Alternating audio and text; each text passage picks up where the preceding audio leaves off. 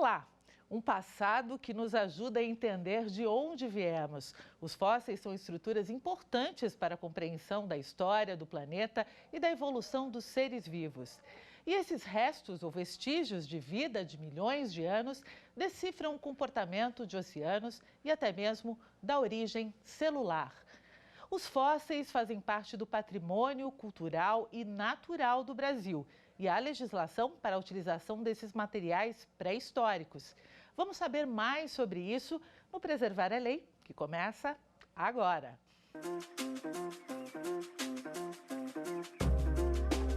Os fósseis são restos, marcas ou vestígios de organismos, animais e vegetais muito antigos que foram preservados com o passar dos anos, por meio de processos naturais. Podem estar em rochas, sedimentos, gelo ou âmbar. Materiais ricos nas áreas científica e cultural. Eles guardam informações sobre a evolução dos seres vivos e o processo de formação geológica da Terra. São essenciais para a pesquisa e o entendimento sobre a idade relativa das rochas e a evolução cronológica do planeta. Por isso, no Brasil, a posse e venda de fósseis é crime. Desde 1942, uma lei determina que qualquer fóssil encontrado em território nacional pertence à União, ou seja, faz parte do patrimônio cultural e natural do Brasil. Portanto, produzir bens ou explorar matéria-prima pertencentes à União constitui crime contra o patrimônio. E a extração desses fósseis depende da autorização e da fiscalização do DNPM, que é o Departamento Nacional de Produção Mineral, órgão vinculado ao Ministério de Minas e Energia. Isso inclui vestígios de todos os organismos vertebrados e invertebrados que ficaram preservados em rochas sedimentares ou cavernas, como, por exemplo, sementes, frutos, ovos e ninhos.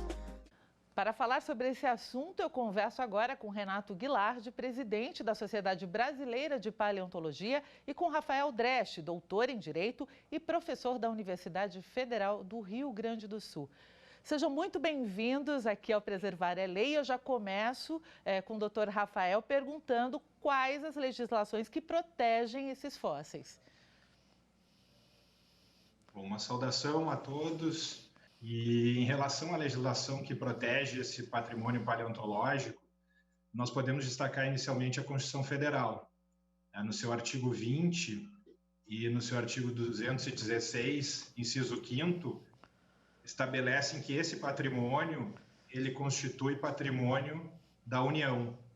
Enquanto patrimônio da União, ele vai ser protegido por uma legislação infraconstitucional que vai permitir, em certas situações, vai autorizar a exploração, a pesquisa sobre esse patrimônio e também vai estabelecer crimes em relação à exploração indevida, não autorizada desse material, a deteriorização, o dano qualificado, como o Código Penal estabelece, a receptação do material. Nós temos uma série de crimes que podem decorrer do uso inadequado desse patrimônio, que é um patrimônio da União.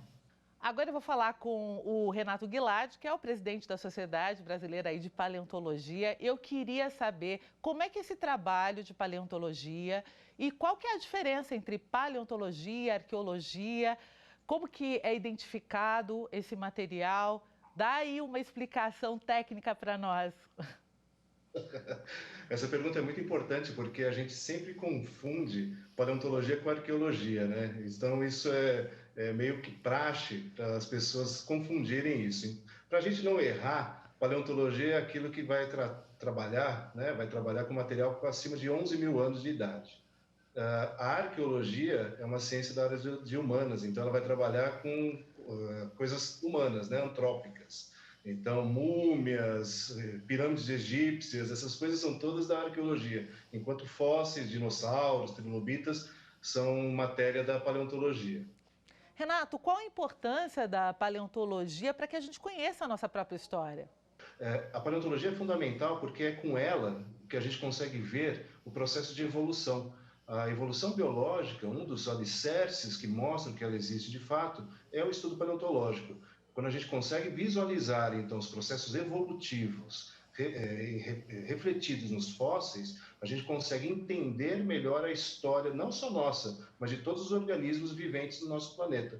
Para você ter uma ideia, a gente tem no nosso planeta apenas o registro de 1% das espécies que viveram.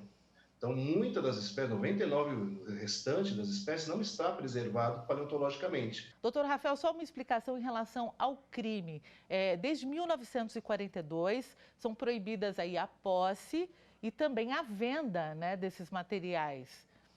Começando pelo próprio Código Penal, que estabelece, né, no seu artigo 163, o crime de dano qualificado, né, que é destruir, de alguma forma, deteriorar esses bens. E ainda, né, nós temos o crime de receptação desses bens da União. Então, se há uma exploração indevida e há um comércio desses bens, isso constitui, né, também um crime por receptar esses bens e usar eles indevidamente. Tá? Então, aí nós já temos o dano qualificado e a receptação com pena em dobro, né, porque constitui patrimônio da União. Há ainda uma previsão específica, né, no artigo 2º da Lei 8.176, que é o crime de exploração em desacordo com a autorização. Então, se há uma exploração de sítios, né, sem autorização ou uma autorização não adequada, isso também configura o crime estabelecido no artigo 2º da Lei 8.176.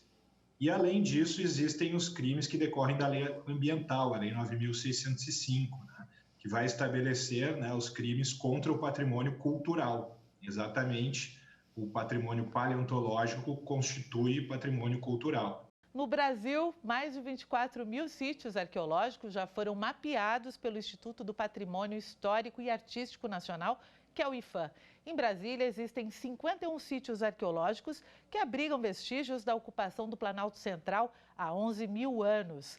A poucos quilômetros da capital do país, na região do Paranoá, foi encontrado um sítio arqueológico em 2018. Lá também foram encontradas ferramentas da época da Pedra Lascada. Vamos relembrar essa descoberta num trecho do programa Meio Ambiente por Inteiro.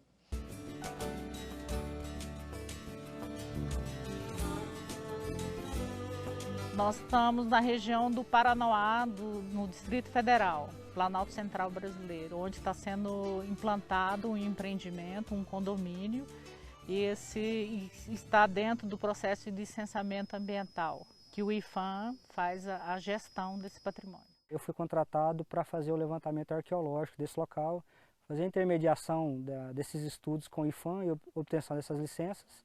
E durante essa prospecção foram identificadas ferramentas já bastante conhecidas desse período antigo, caçador-coletor, e aí com esse refinamento dessa malha e novas ferramentas que foram identificadas em superfície, foi diagnosticado que isso aqui era realmente um sítio lítico, possivelmente associado a esses grupos antigos. Na época da descoberta, os profissionais responsáveis fizeram várias sondagens.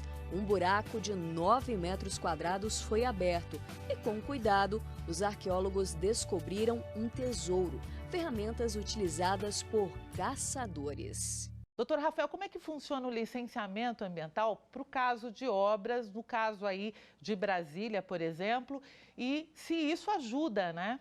Boa pergunta, excelente pergunta, André. Essa análise das licenças, ela é importante para entendermos como acaba acontecendo, né, essa proteção do patrimônio paleontológico, sobretudo. Toda atividade que estabelece algum impacto ao meio ambiente, ela precisa ser licenciada. E aí nós temos regimes de competência para esse licenciamento, dependendo de uma competência federal, estadual, municipal, né, no órgão específico. E a partir dessas licenças, né, são basicamente 3 licenças, na essência, nós temos uma licença prévia, uma licença de instalação e uma licença de operação das atividades. E a partir desse momento, né, em que se encontra um material que é de patrimônio da União, esse licenciamento passa por um outro nível, vamos colocar assim. Não basta a licença ambiental geral, né, tem que se estabelecer uma análise por parte dos órgãos de proteção a esse patrimônio, né, como foi bem mencionado na matéria, o IPHAN, né, o Instituto do Patrimônio Histórico e Artístico Nacional, que tem essa competência a esse patrimônio, assim como, né, o DMPM, o Departamento Nacional, né, do Patrimônio Mineral, vai então também atuar em relação aos minérios, né, porque muitas vezes os sítios encontrados ocorrem no âmbito da exploração de minérios e minerais, né, que constituem patrimônio na União, como estabelece o artigo 20, né, da Constituição Federal, e com isso a autorização, né, para a exploração tem que ser regulada pelo DNPM, né, com as ressalvas de proteção a esses sítios que são tão importantes, né, por constituírem patrimônio cultural brasileiro. Bom, Renato, quais são esses materiais encontrados normalmente em obras e a importância do licenciamento ambiental? Muito importante, porque o licenciamento, ele tem, como o Dr. Rafael falou, 3 fases muito importantes, que é a licença prévia, a licença de instalação e a licença de operação. E é na licença prévia que a gente vê uma diferenciação já da arqueologia para a paleontologia na questão de licenciamento, né? De resgate ou de captura desses elementos, né? Dos fósseis, no caso, em obras. Então, o que acontece? Na licença prévia, né, o Dr. Rafael disse, a gente tem o estabelecimento de um EIA-RIMA para um órgão ambiental. O órgão federal é o IBAMA, né? Então, nesse EIA-RIMA, o IBAMA dá uma avaliação do que está acontecendo e lança o que eles chamam de termos de referência, que são as TRs. A gente tem o DNPM também, que vai funcionar dentro dessas TRs, né? Na atualidade, o DNPM tem um outro nome, a Agência Nacional de Mineração. Então, agora ela chama ANM. Então, o problema maior está nisso daí, neste momento, para a paleontologia. Por quê? Porque, como o Dr. Rafael disse, a lei que rege a paleontologia nacional é uma lei antiga, é uma lei de 1942, que é extremamente curta e vai falar rapidamente sobre quem é a competência de extração fossilífera, que no caso era o antigo DNPM, né? É diferente da arqueologia. A arqueologia, desde 1961, tem leis muito fortes, muito rebuscadas, falando quais são os processos de extração, e não só de extração, de salvaguarda e também de punição para aqueles que não fazem esse tipo de procedimento. Na paleontologia, a gente ainda não tem isso. Tanto isso é fato que a gente ainda tem um problema de nomenclaturar em qual dessas autarquias a paleontologia entra.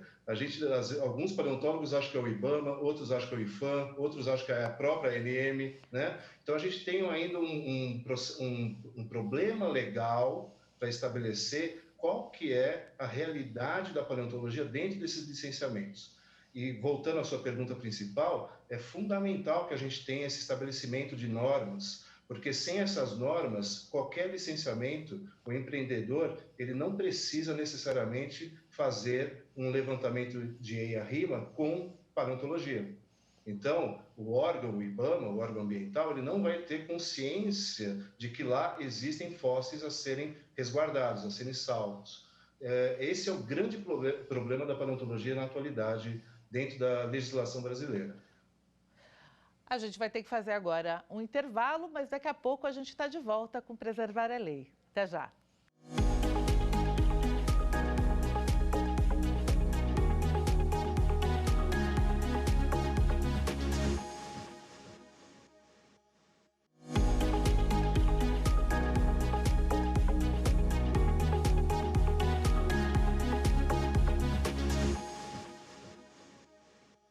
Preservar a Lei está de volta e o assunto hoje é a legislação sobre fósseis.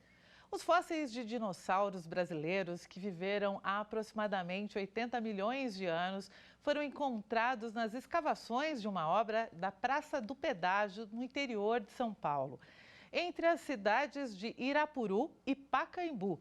A descoberta mobilizou especialistas em paleontologia e biologia. As imagens são da concessionária Eixo São Paulo e do Museu Pedro Candolo, em Uchoa. Vamos ouvir o depoimento do paleontólogo e curador do museu, Fabiano Iori. Em março desse ano, eles acharam uma peça na obra, né? Os operários acharam e entraram e falaram e desconfiaram que se tratava de fósseis. Então, o pessoal da empresa entrou em contato conosco para a gente atestar se realmente, né, eles tinham deparado com material fóssil. Então, eles isolaram a área em que apareceu esse material e a gente foi para lá para fazer essa operação de salvamento. Como é que funciona essa operação de salvamento? A gente informa a ANM, Agência Nacional de Mineração, que nós vamos fazer esse trabalho lá e que pode resultar em coleta de fósseis. Nesse mesmo documento que a gente pede essa autorização, a gente já informa para qual instituição esse material vai. Então, como a gente, ali do museu, a gente já deixou especificado o museu, porque até mesmo porque a gente não conhecia, né, não conhece nenhum museu ali na região, né, onde foi achado, que é o município de Irapuru, Pacaembu, né, algum museu específico de paleontologia. Bom, fomos para lá, tinha muito material aparecendo. Então nós pesquisamos nas rochas que tinham sido removidas e também nas paredes que tinham sido escavadas. Dessas pesquisas resultou dezenas de fósseis de vários grupos. A gente achou restos de quelônios, né? No caso tartarugas, crocodilos, dinossauros, escamas de peixes. Então, assim, num pedaço bem pequeno que foi desmontado, a gente conseguiu achar uma amostra bem considerável do tipo de fauna que viveu, né, naquela época. A gente já sabe que aquela rocha ela data do período Cretáceo, né, e ali tem por volta de entre 80 e 90 milhões de anos. Então, assim, num trabalho concentrado, a gente se achou muitos fósseis juntos, contemporâneos, e que a gente teve uma amostra de como seria a fauna ali naquela região durante o período Cretáceo. No trabalho paleontológico, a gente faz a escavação, né? A gente remove todo o fóssil que está à mostra, né? Não pode ficar resto de material fóssil aparecendo no campo. Então, tudo que estava evidente, a gente conseguiu escavar e retirar. Então, aí a gente embala esse material, transporta até o museu. Aí no museu é feito um trabalho de preparação, onde a gente vai retirar a rocha e deixar somente o fóssil à mostra. Dentro dos trabalhos curatoriais, né, no caso a gente faz essa preparação, que é a remoção do fóssil. Também ele é estabilizado para que ele não sofra erosão ou nenhum dano. E além da estabilização, a gente faz o tombamento. Esse material ele recebe um número de coleção. E esse número de coleção ele vai compor um relatório em que a gente envia para a Agência Nacional de Mineração. Ou seja, a gente documenta, fala, ó, tiramos esse material, esse é o número dele e ele está aqui conosco. Então a gente é responsável por esse material e a Agência Nacional de Mineração ela tem que ter consciência de que esse material está na instituição e sob qual número ele foi tombado. Renato, interessante isso, né? Queria saber de você qual é a maior concentração de sítios aí arqueológicos, paleontológicos, é no sul do país? E a outra pergunta é como é que uma tartaruga vai parar no interior de São Paulo? Está certo que ela tem milhões de anos, mas eu queria aí uma explicação técnica sua. Então, o Fabiano falou de uma forma muito clara, né? Eu acho que bem positiva, de como a gente trabalha com esses animais depois que a gente descobre, esses espécimes, né? Pode ser vegetais também. No caso da tartaruga, ela mostra claramente que lá naquele ambiente onde hoje a gente encontra um ambiente de cerrado, no tempo de vivência da tartaruga, provavelmente ela estava num ambiente de rios. Esses quelônios em si são quelônios de água doce. Mas não é só isso, a gente pode encontrar em alguns outros lugares, no estado de São Paulo, até em outros lugares do Brasil, animais marinhos dentro do continente. Isso só demonstra que o nosso planeta não é estável, ele se movimenta, né? As placas tectônicas se alteram, se movem, e conforme essas movimentações, no decorrer dos anos, né, dos milhares de anos, os ambientes mudam até de marinho para continental. Quando aparece isso em algumas obras, né, que não tem, volto a falar, não teve aquele cuidado, né, na fase de licenciamento, de pedir um paleontólogo para acompanhar as obras, ainda bem que essas empresas conseguem, quando acham esse material, chamar um paleontólogo para recolher. Existe algo na paleontologia que a gente chama de esforço de coleta. Onde a gente coleta mais, a gente vai achar mais fósseis. É por isso que dá essa falsa impressão de que na região sul do país, na região centro-oeste, a gente tem uma quantidade de fósseis maior do que em outras regiões, porque foi coletado mais lá. Na região do Amazonas, por exemplo, a gente tem uma quantidade de fósseis espetacular. Porém, não há mão de obra paleontológica suficiente para trabalhar lá e recolher a mesma quantidade de material que já foi recolhido no sul. Agora, os dinossauros são raridade, né? Eles são realidade e viveram muitas espécies de dinossauro aqui no nosso país. Agora, doutor Rafael, Quando acontece um caso desse, numa obra no interior de São Paulo, grande obra de pedágio, a obra é paralisada, o que acontece? Quanto tempo? Essa é uma pergunta importante, porque remete à prática, né? Como funciona a partir dessa revelação, né, de um material paleontológico.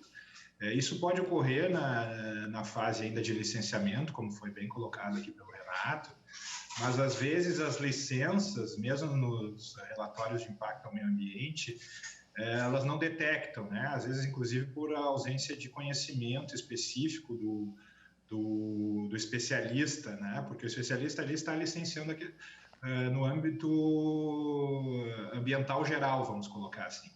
Né? Ele muitas vezes não tem a formação de paleontólogo e não tem a capacidade para essa identificação.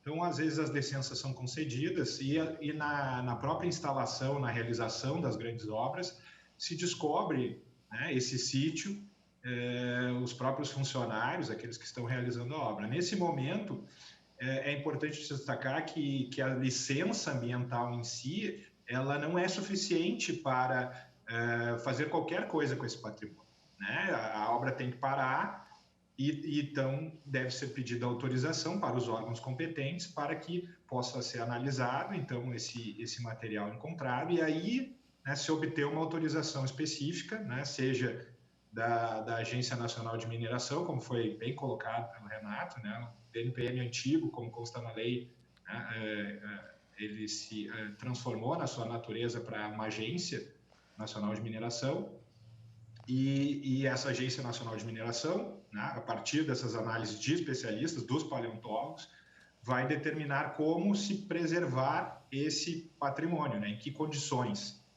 E nesse ponto é importante mencionar que esse patrimônio ele não vai ser destinado a particulares, né? Esse patrimônio é um patrimônio da União, ele pode ficar sob a guarda de instituições de pesquisa, de ensino, né? Às vezes parques até temáticos direcionados à preservação, né? E o conhecimento desse patrimônio. Muitas vezes, inclusive, dependendo do tipo de autorização, é possível a atuação de órgãos, de instituições internacionais de pesquisa, em cooperação com as brasileiras. Então, até o Renato pode esclarecer isso melhor, como tem acontecido, mas isso é possível, né? Portanto, né, a obra vai poder seguir sob essas condições, né, preservando o patrimônio paleontológico. Ou seja, a praça de pedágio vai ter que ser realocada. Aí é uma análise casuística, né? Uma análise que envolve a situação desse sítio naquele local. Às vezes, ela pode ser inviabilizada. Renato, alguma consideração? As empresas, quando abrem obras, elas deixam, por vezes, claro que existe material fóssil lá, é chamado um paleontólogo para trabalhar isso. Na maioria das vezes não é inviabilizada a obra, porque a gente consegue fazer com que haja a recuperação sem esse tipo de problema para a obra em si. E o fóssil de uma planta de 280 milhões de anos foi identificado no Brasil. As cicadáceas sobreviveram a 2 extinções em massa e serviam de alimento para dinossauros. A planta pode ajudar a entender a evolução até hoje. O fóssil foi encontrado na Bacia do Paraná e descoberto por Rafael Sickermann, que é um estudante de doutorado brasileiro do Instituto de Pesquisa Senckenberg, em Frankfurt, na Alemanha, em colaboração com a Universidade do Rio Grande do Sul. E a pergunta primeiro vai para o Rafael. Doutor Rafael, explica para a gente a Convenção da Unesco de 1970, em que fala aí da exportação e importação desses fósseis. Como é que fica e onde eles ficam alocados? Quem que decide isso? No caso aí, é uma descoberta brasileira que acabou sendo analisada aí para um instituto internacional. Essa cooperação é sempre importante, né? A cooperação entre os órgãos de pesquisa, né? De estudo e nesse caso, nós temos um exemplo, né, da importância dessa cooperação. Existe a possibilidade, como eu havia mencionado, né, de autorização para exploração em conjunto de instituições internacionais com instituições brasileiras, e sem essa autorização, né, específica para esse tipo de situação, não é possível realizar essas pesquisas. Então, esse é o primeiro ponto, né? A necessidade de autorização. Quando não se tem essa autorização e esses bens são levados ilegalmente, a Convenção Internacional ela permite a recuperação desses bens furtados e exportados ilicitamente, né? É possível, então, trazer, né, esses bens novamente como patrimônio cultural brasileiro que são, a partir dessa convenção com os países, né, que ratificam essa convenção, né, e outros tratados internacionais. Renato, explica para a gente o que são as cicadáceas, qual foi a importância, né, delas aí nesse período histórico e também a importância da descoberta do reconhecimento desse tipo de material e principalmente aqui no Brasil. Então, as cicadáceas são um grupo de vegetais muito importante porque elas mostram, né, um momento da história evolutiva do nosso planeta de continentalização. Então, a gente tem um dos primeiros grupos de vegetais que conseguem, de forma efetiva, ficar acima do continente, né, que a gente fala. Elas, como vocês viram na reportagem, foram alimentação de dinossauros. E até hoje a gente tem exemplares de cicadáceas entre a nossa natureza. Então, é um grupo vegetal muito importante, muito interessante para realmente mostrar esses processos evolutivos que ocorreram dentro do nosso planeta, né? E, de fato, só complementando e ajudando também, né, a questão do Dr. Rafael colocou, essa convenção ela é importantíssima porque vários fósseis foram trazidos de volta para o Brasil a partir desse tipo de análise, né?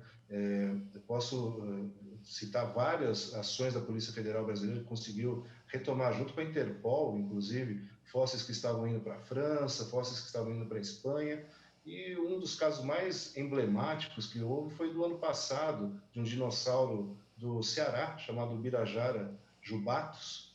Ele foi descrito por um museu alemão, em cima de um material fóssil, né, o dinossauro, que saiu de forma ilegal do nosso país. Houve um movimento muito forte dentro da ciência paleontológica em relação a isso, e a gente conseguiu, até com que a revista onde esse fóssil foi publicado, retirasse o trabalho. Então, é importantíssimo esse tipo de convenção para mostrar que o patrimônio é do lugar, do estado da onde foi coletado aquele tipo de material. Bom, agradeço aí a presença de vocês no Preservar é Lei. E o programa fica por aqui. Acompanhe nossa programação no site da TV Justiça e também no nosso canal no YouTube. Até a próxima!